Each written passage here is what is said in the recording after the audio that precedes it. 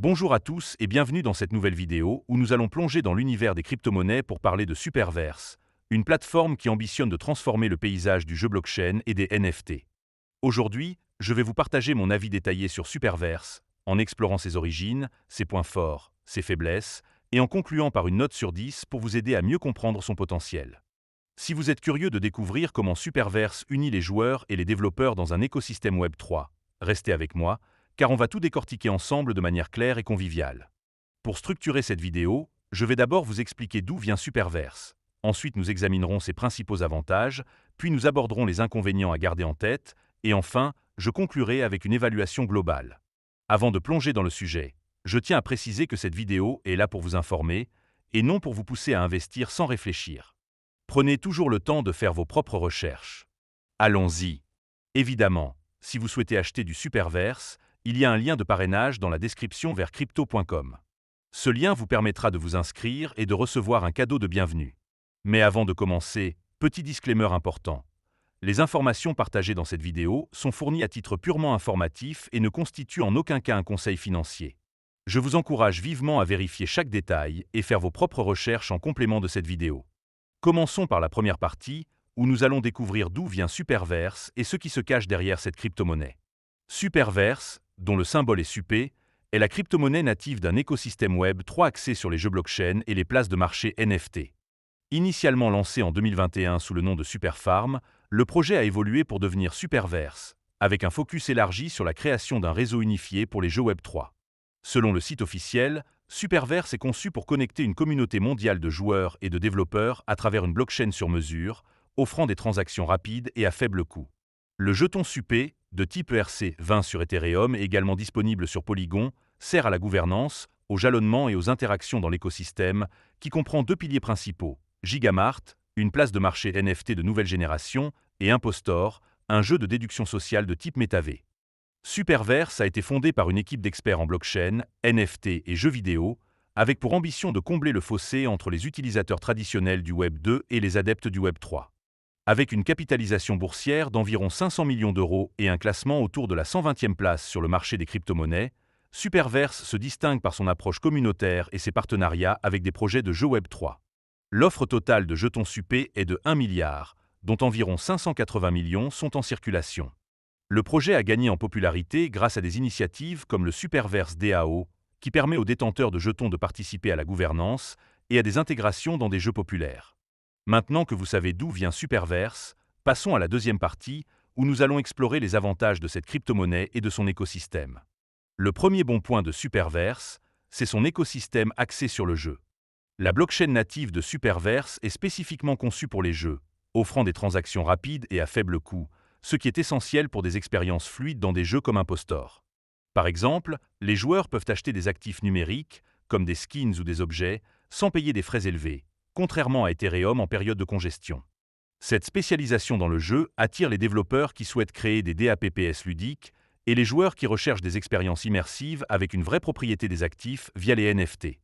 Avec plus de 250 000 joueurs revendiqués dans son écosystème, Superverse construit un pont entre le gaming traditionnel et le Web 3. Le deuxième avantage, c'est la place de marché NFT Gigamart. Gigamart se distingue par ses outils analytiques avancés et ses fonctionnalités sociales, qui permettent aux utilisateurs d'acheter, vendre et créer des NFT avec une interface intuitive. Par exemple, les créateurs peuvent utiliser des tableaux de bord pour suivre les tendances du marché, tandis que les collectionneurs bénéficient d'une expérience simplifiée pour découvrir des actifs numériques uniques.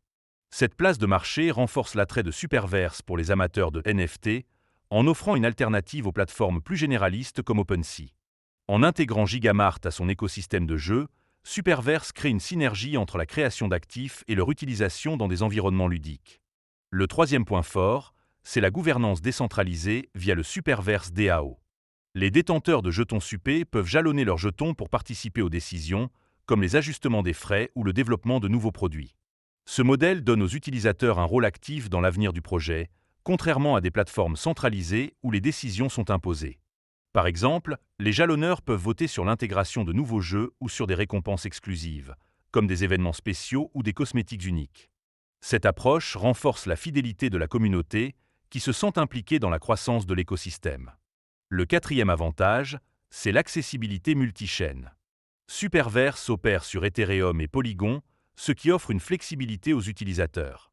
Polygon, avec ses frais réduits et sa rapidité, rend les interactions avec Superverse plus abordables, surtout pour les microtransactions dans les jeux. Par exemple, un joueur peut acheter un NFT sur Gigamart via Polygon pour une fraction du coût d'une transaction Ethereum.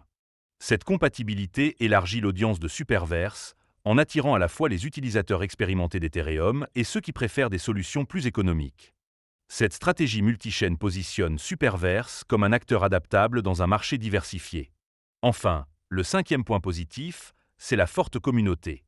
Superverse mise sur l'engagement communautaire à travers des compétitions, des événements sociaux et des incitations, comme des récompenses pour les jalonneurs. Avec une présence active sur des plateformes comme Twitter, où des utilisateurs saluent son potentiel à long terme, Superverse bénéficie d'un soutien enthousiaste. Par exemple, des concours dans Impostor permettent aux joueurs de gagner des NFT exclusifs, ce qui renforce l'interaction et l'attachement à l'écosystème.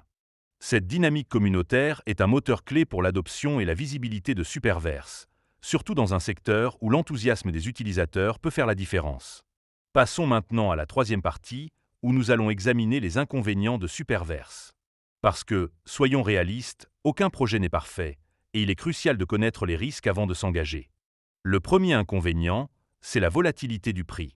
Comme beaucoup de crypto-monnaies, le cours de Supé est sujet à des fluctuations importantes. Actuellement, le prix oscille autour de 0,85 €, loin de son sommet historique de 4,50 € en 2021. Par exemple, des baisses récentes de 6% sur 24 heures montrent que Supé n'échappe pas aux aléas du marché. Cette instabilité peut décourager les investisseurs prudents ou ceux qui ne sont pas prêts à supporter des pertes potentielles, surtout dans un marché aussi spéculatif que celui des jeux blockchain. Le deuxième point faible, c'est la concurrence intense. Superverse opère dans un secteur encombré, où des projets comme Decentraland, The Sandbox et Axie Infinity dominent le marché des jeux blockchain et des métavers. Ces plateformes ont des écosystèmes plus matures et des bases d'utilisateurs plus larges. Par exemple, The Sandbox bénéficie d'une reconnaissance mondiale grâce à des partenariats avec des marques comme Adidas, tandis que Superverse est encore en phase de croissance. Cette concurrence oblige Superverse à se démarquer avec des innovations constantes, ce qui peut être un défi dans un marché saturé. Le troisième inconvénient, c'est la dépendance au succès des jeux. L'écosystème de Superverse repose fortement sur l'adoption de ces jeux, comme Impostor, et de sa place de marché Gigamart. Si ces produits ne parviennent pas à attirer un public suffisamment large, la demande pour le jeton Supé pourrait stagner. Par exemple, Impostor, bien que prometteur, n'a pas encore atteint la popularité de jeux comme Among Us, ce qui limite son impact. Cette dépendance au succès des applications rend Superverse vulnérable aux tendances changeantes du marché du jeu. Le quatrième point, c'est la complexité pour les novices. Bien que Superverse vise à simplifier l'accès au Web3, des concepts comme le jalonnement, la gouvernance DAO ou l'utilisation de portefeuilles comme MetaMask peuvent être intimidants pour les nouveaux utilisateurs. Par exemple, ajouter le jeton Supé à un portefeuille nécessite de copier manuellement une adresse de contrat intelligent, ce qui peut dérouter les non-initiés. Cette barrière technique pourrait freiner l'adoption par un public traditionnel, surtout parmi les joueurs Web 2 peu familiers avec la blockchain. Enfin, le cinquième inconvénient, c'est la distribution des jetons. Avec seulement 58% des 1 milliard de jetons Supé en circulation, les futurs déverrouillages pourraient augmenter l'offre et exercer une pression baissière sur le prix. Par exemple, des discussions sur des forums comme Reddit soulignent que ces déverrouillages ont parfois contribué à des baisses de prix, car ils diluent la valeur pour les détenteurs actuels. Cette structure de tokenomie inquiète certains investisseurs, qui craignent une volatilité accrue à mesure que plus de jetons entrent sur le marché. Nous voilà arrivés à la conclusion, où je vais résumer mon avis sur Superverse et lui attribuer une note sur 10. Superverse est un projet ambitieux qui excelle avec son écosystème de jeux, sa place de marché NFT Gigamart, sa gouvernance décentralisée, son accessibilité multichaîne et sa communauté dynamique. Ces atouts en font une plateforme prometteuse pour les amateurs de jeux blockchain et de NFT, avec un potentiel pour attirer à la fois les joueurs traditionnels et les passionnés de Web3. Cependant, la volatilité du prix, la concurrence intense, la dépendance au succès des jeux, la complexité pour les novices et la distribution des jetons rappellent que Superverse comporte des risques. Personnellement, je trouve que Superverse a une vision claire et un positionnement unique, mais son succès dépendra de sa capacité à élargir son audience et à concurrencer les géants du secteur. Pour toutes ces raisons, je donne à Superverse une note de 6 sur 10. C'est une crypto-monnaie à surveiller pour ceux qui croient en l'avenir du jeu blockchain, mais elle demande une approche prudente et informée. Si vous êtes curieux, N'oubliez pas de jeter un œil au lien dans la description pour vous inscrire sur crypto.com et découvrir Superverse par vous-même. Et si vous avez apprécié cette vidéo, pensez à mettre un pouce bleu, ça fait toujours plaisir. Merci d'avoir regardé, et on se retrouve bientôt pour une prochaine analyse. À très vite!